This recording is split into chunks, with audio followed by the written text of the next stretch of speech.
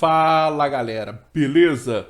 Tô aqui mais uma vez para ajudá-los, dessa vez careca, igual o tio Charles, nos planos de estudos tutorados do Governo de Minas Gerais, pessoal. Volume 4, semana número 2. O tema dessa semana é Formações Vegetais e Impactos Ambientais. Antes da gente começar, é muito importante, se inscreva aqui no nosso canal do YouTube, pessoal. Nos visite nas nossas redes sociais. Pessoal, visite nossa plataforma também, www.plataformaescolaonline.com.br. Eu sou o professor Galvão, professor de Geografia do Escola Online.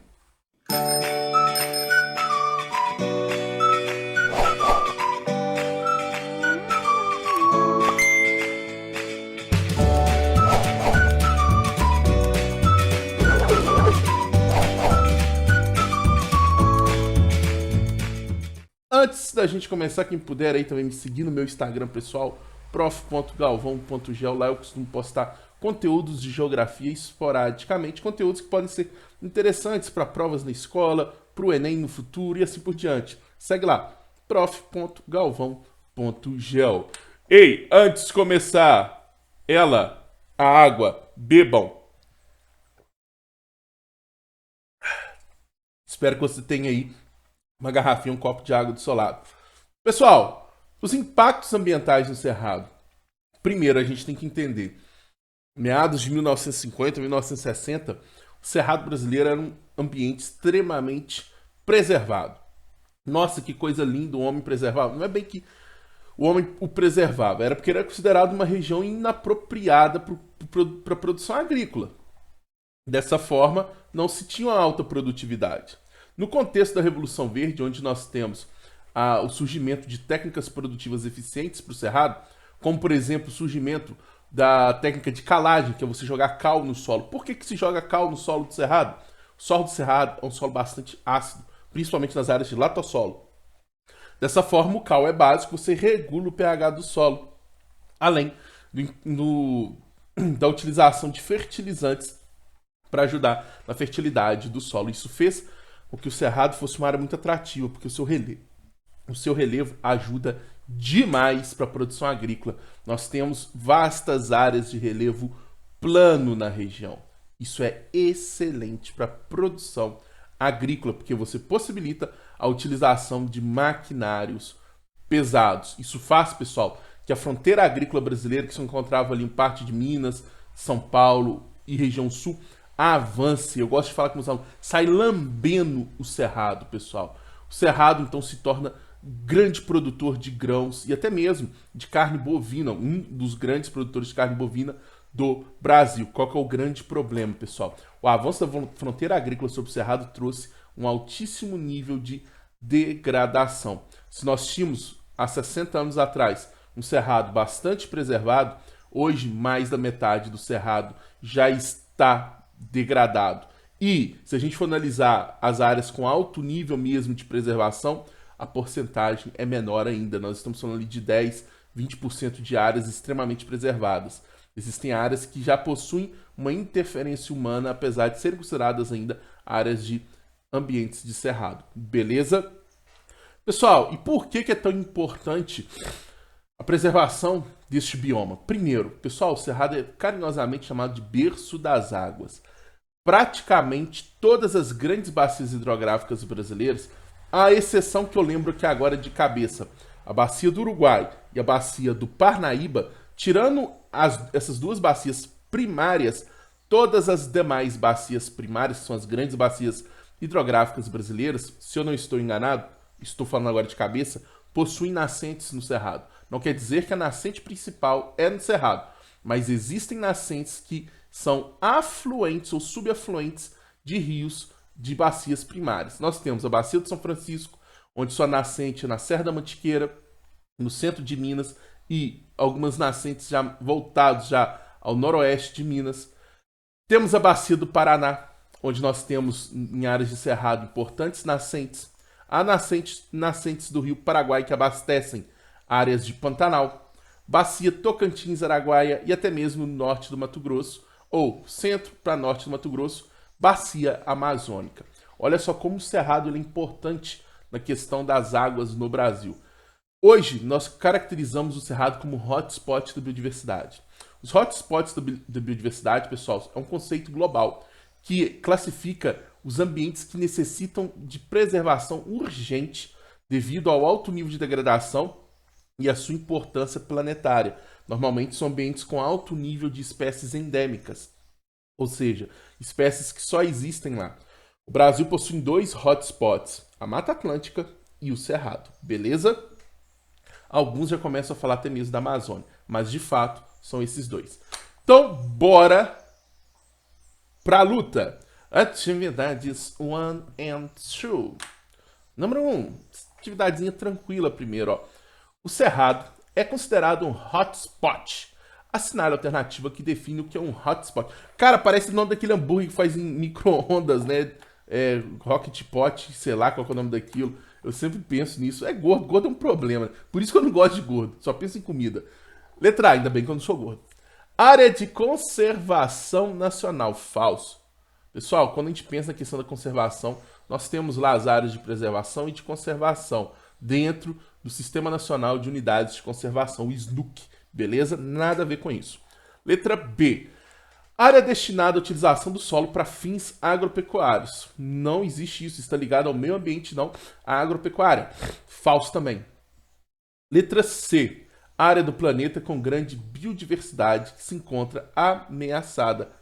Correto, pessoal. Resposta letra C de anos. Quem entendeu, entendeu. Resposta letra C. Vamos ver a letra D, porque tá errada. Área com solos pouco férteis que necessitam de correção. Pessoal, isso daí são áreas com solos ácidos, beleza? Não necessariamente um hotspot. Isso é uma característica do Cerrado. Toma cuidado, mas não é a resposta. Resposta, então, letra C. 2. Sobre o desmatamento do Cerrado, assinale V ou F. Primeiro, o processo de devastação do Cerrado consolidou-se ao longo da segunda metade do século XX. Uma grande verdade, pessoal. A partir da década de 60 e de 70. Em virtude dos avanços das atividades agropecuárias. Correto. Também vinculado à questão da modernização da agropecuária. Esse processo, no entanto, vem regredindo e boa parte do Cerrado já foi recuperado. Falso. Ele vem avançando cada vez mais e o Cerrado continua em aumento de degradação. Então, a primeira aí, falso. 2. As principais causas do desmatamento do Cerrado são o aumento das queimadas e o desmatamento para viabilizar a produção agropecuária. Corretíssimo. A agropecuária é a grande responsável por isso. É importante, pessoal, a gente também não ser hipócrita, né? A gente sabe que a agropecuária é uma importante atividade econômica do Brasil. Mas é necessário a gente pensar no meio termo, porque a questão ambiental também é essencial, tá? Muitas vezes existem pessoas, não vou falar professores porque eu não quero agredir a minha classe, mas existem pessoas que falam, porque falam como se não pudesse existir a produção agropecuária em áreas de cerrado. Eu acredito que existem modelos agrícolas que possibilitam a gente ter uma grande produção em áreas de cerrado, também pensando no meio ambiente. Existem formas. A questão é que hoje se prega principalmente uma forma muito predatória. O ideal é repensar isso. Tem gente que fala que não deveria existir, que vai e trucida o agronegócio. Eu não vejo dessa forma. Eu sou libriano, né, gente? Sempre balanceando a questão. Quem entende de si, eu não entendo muito bem, mas o pessoal me fala isso. Quem entende sabe o que eu estou dizendo. 3.